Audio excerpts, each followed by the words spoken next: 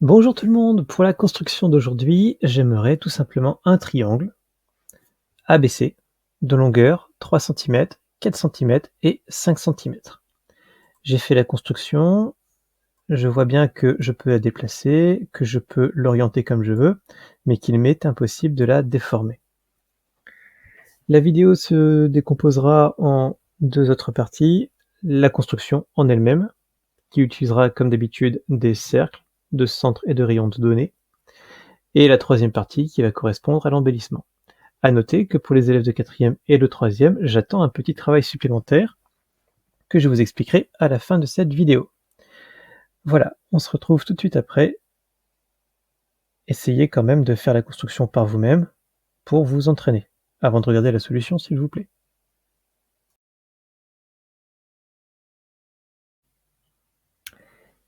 Démarrons la construction de notre triangle. On va aller tout en bas, activer GeoGebra, le démarrer, et faire un peu de place sur l'écran. On retire les axes, on retire la grille, et on démarre par quoi? C'est un triangle, côté 3 cm, 4 cm et 5 cm, j'ai pas de préférence. On va commencer par un segment, voilà. Ensuite, il faut un segment de 4 et un segment de 5, mais si je les fais n'importe comment, comme d'habitude, ma construction ne pourra pas se fermer. Je vais donc utiliser des cercles. Un cercle de centre et de rayon, le premier de 4 cm de rayon, le deuxième de 5 cm de rayon. Contrairement au triangle équilatéral, je suis obligé de faire plusieurs cercles avec des rayons différents puisque les côtés ont des longueurs différentes. Je mets un point à une intersection des cercles, par exemple celle d'en bas, même si en bas, en haut, sur la géométrie comme ça n'a pas de sens. Et en fait, c'est terminé. Mon triangle se dessine ici. Voilà. On va attaquer ensuite l'embellissement de la figure, pour que ce soit un petit peu plus joli.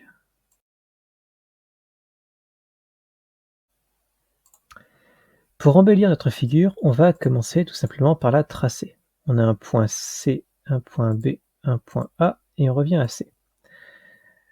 Ensuite, on va retirer les traces de tout ce qui ne nous intéresse pas. Donc pour le segment C1, on va retirer l'étiquette. Le segment B1, on retire, le segment B tout court, pardon, on retire l'étiquette. Le segment A, on retire l'étiquette. Le polygone en lui-même, on n'y touchera pas. Le point C, on va juste mettre une petite croix. Le cercle, on va le mettre en pointillé. Le deuxième... Ah, attendez, je vais retirer aussi son étiquette, évidemment.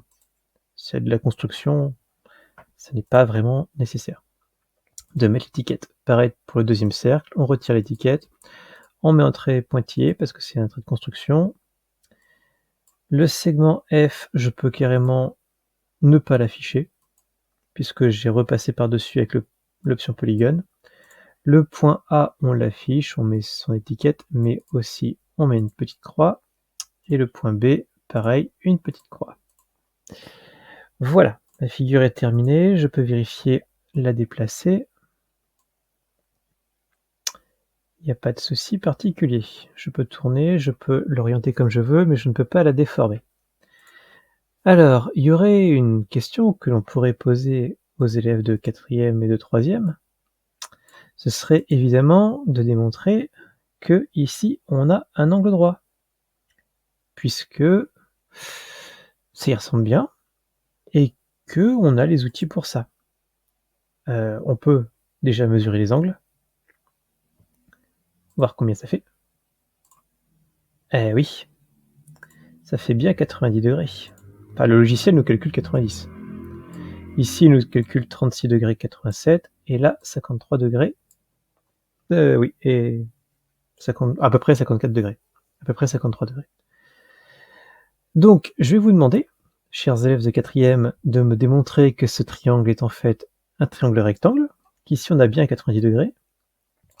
Et pour les élèves de 3e, je rajouterai la question, s'il vous plaît, montrez-moi, démontrez-moi, expliquez-moi, prouvez-moi que là on a bien 53 degrés à peu près, Et là, c'est 36 degrés à peu près. La première question, l'angle droit se résout avec le théorème de Pythagore. La deuxième question, les angles alpha et bêta se calculent avec ce qu'on appelle la trigonométrie. Je vous souhaite bon courage et n'oubliez pas de me faire ce petit exercice. J'attends vos réponses. Merci.